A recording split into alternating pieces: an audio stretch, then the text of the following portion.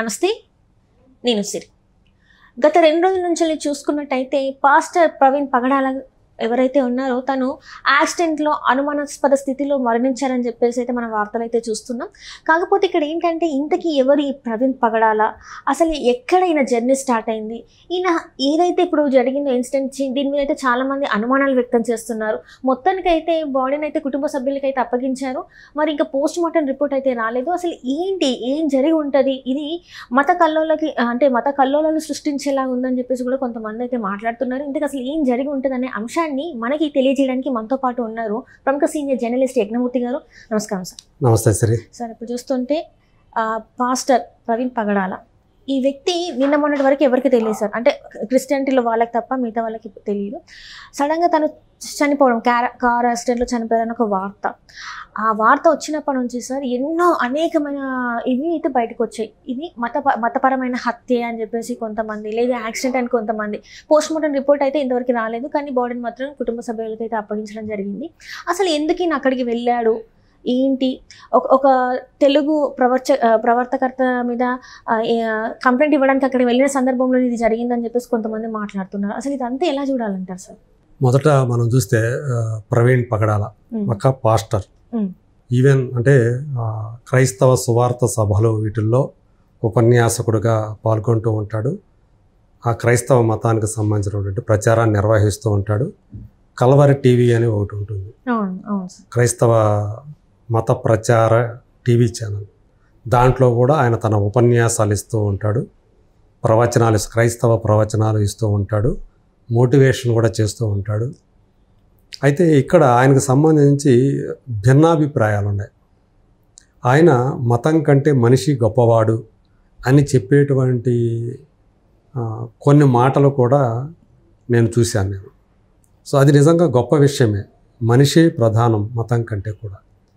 So మనిషిని మనిషిగా గుర్తించాలి, మతంతో కాదు, మనిషిని మనిషిగా గుర్తించాలని ఆయన ఏదైతే చెప్తున్నాడో అది నాకు నచ్చినాయి. అది కానీ మరికొన్ని చూస్తే, చలామణిలో కొన్ని ఉన్నాయి చూస్తే, ఆయన క్రైస్తవ మత ప్రచారంలో భాగంగా అన్య మతాలని ఆయన విమర్శిస్తున్నాడు, ఎగతాళి చేస్తున్నాడు అనేటువంటి ఆరోపణలు కూడా, చాలా అభియోగాలు కూడా చాలామంది చేస్తూ ఉన్నారు.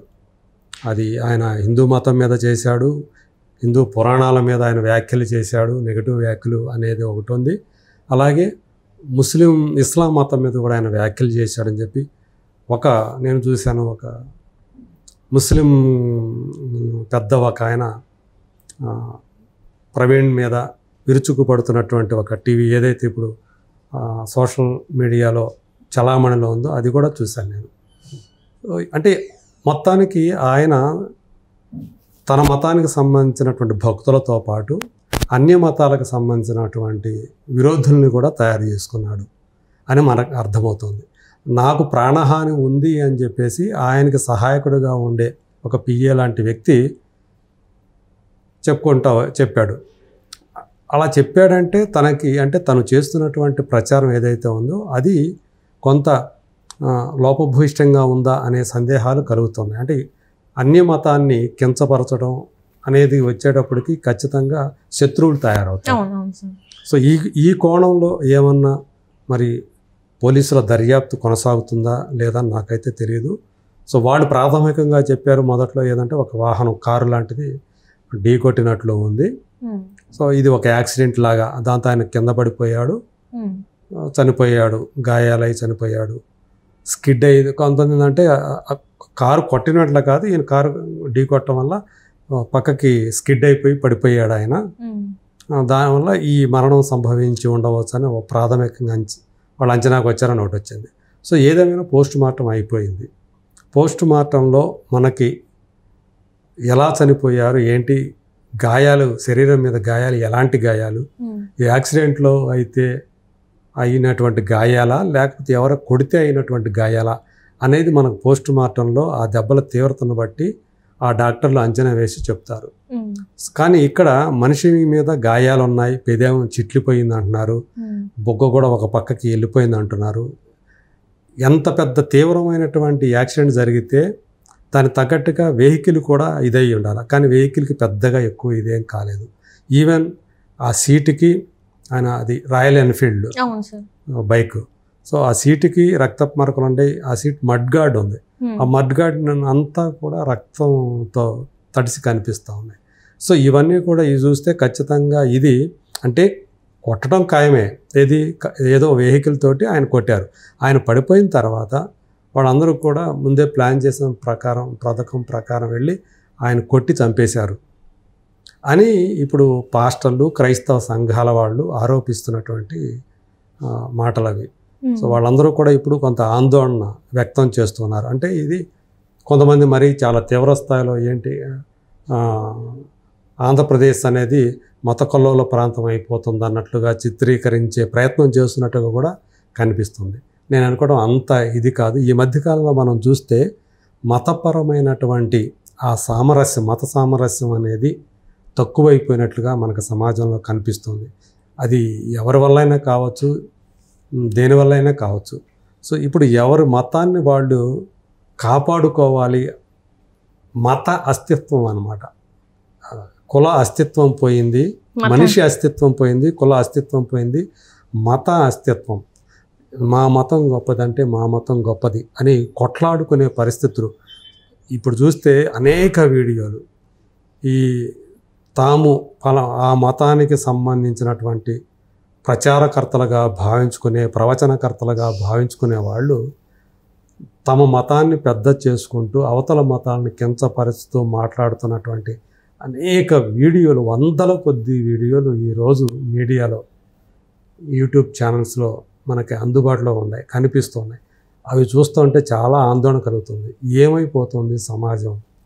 ఎంత తీవ్రమైనటువంటి పరిస్థితుల్లోకి నెట్టివేయబడుతుంది అంటే మత విద్వేషాలనేవి ఎలా చివరికి ఏమవుతాయి? ఎందుకంటే మనం కొన్నేళ్ల క్రితం వరకు చూస్తే, ఈవెన్ దో 20-25 ఇయర్స్ బ్యాక్ వరకు కూడా చూస్తే ఒక గ్రామమే ఒక మోడల్గా తీసుకుంటే ఆ గ్రామంలో ఉన్న అన్ని మతాల వాళ్ళు కూడా వరసలు పెట్టి, రక్త సంబంధీకుల మళ్ళీ వరసలు పెట్టి పిలుచుకునేటువంటి అన్యోన్యత కనిపించేది. ఒకే స్కూల్లో అన్ని మతాల వాళ్ళు కలిసి చదువుకునేవాళ్ళు, పిల్లలు, టీచర్లు కూడా అన్ని మతాల వాళ్ళు ఉండేవాళ్ళు. ఆ మత సామరస్యం అనేది అన్నదమ్ముల అనుబంధంలాగానే కనిపించేది. అక్కడ ఒకరి మతానికి సంబంధించినటువంటి ఫెస్టివల్స్ ఇంకొక మతాల వాళ్ళు కూడా ఆ సెలబ్రేషన్స్లో పార్టిసిపేట్ చేసినటువంటి అనుభవాలు నాకు కూడా ఉన్నాయి. నేను కూడా వేరే అన్య మతాలకు సంబంధించినటువంటి కార్యకలాపాలు నేను పాల్గొన్నాను. వాళ్ళ ఇంట్లో భోజనాలు చేసిన సందర్భాలు ఉన్నాయి. అంత ఇదిగా ఆ అన్యోన్యత ఉండేది. మతంతో సంబంధం లేదు, మనుషులమే అన్నట్టుగా ఉండేది. కానీ ఇవాళ మనిషి కంటే ముందు మతం, నువ్వు ఏ మతం అనేదానికి ప్రాధాన్యత పెరిగిపోయినట్లుగా కనిపిస్తుంది. ఇది ఇప్పుడు పాస్టర్లు అనేవాళ్ళు కానివ్వండి, ఇంకా ఏ ప్రవచనకర్తలు కానివ్వండి, ఇంకొక ఏ మతానికి సంబంధించినటువంటి గురువులు కానివ్వండి, తమ మతాన్ని ప్రచారం చేసుకోవటంలో తప్పు లేదు. కానీ అన్య మతాలను తక్కువ చేస్తూ, కించపరుస్తూ మాట్లాడితే అది చాలా ఉద్రిక్తతకు దారితీస్తుంది, మత విద్వేషాలకి దారితీస్తుంది. మతం పేరిట మనుషులు వేరు అయిపోయేటువంటి పెను ప్రమాదం తయారవుతుంది. రేపు సమాజంలో మా మతం వాళ్ళే ఉండాలి, ఇక్కడ ఎవరు అన్య మతస్థులు ఉండకూడదు, ఈ మొత్తం దేశమంతా కూడా మా మతంతోనే నిండిపోయి ఉండాలి, మేమే రూల్ చేయాలి అనేటువంటి ఒక దాన్ని చెప్పండి పైశాచికత్వం పెరిగిపోతుంది మనుషుల్లో, క్రూరత్వం పెరిగిపోతుంది. ఇప్పుడు ఏదైతే వీళ్ళు వేరే మతం గురించి అంటే హిందుత్వం గురించి కావచ్చు, ముస్లిం ఖురాన్ గురించి కావచ్చు తప్పుగా మాట్లాడారు కాబట్టి ఒకవేళ హత్య అనుకుంటే ఈ రెండు మతాల వాళ్ళు ఎవరైనా చంపేసి ఉండే అవకాశం ఉందంటారా సార్? అది మనం అంటే ఇక్కడ నేను ఈయన ఏదైనా సరే వేరే మతస్థులకి ఏమన్నా ఇబ్బంది కలిగించే అభ్యంతరకరమైనటువంటి వ్యాఖ్యలు ఏమన్నా చేశాడా, ఏదైనా ఉందా దీని వెనక? ఈ కోణం కూడా ఉండే అవకాశం ఉంది. ఎవరు చేశారు, ఏ మతానికి సంబంధించి వాళ్ళు చేసుకుంటారు అంటే అది మనం చెప్పలేము. Right sir, right. Thank you so much.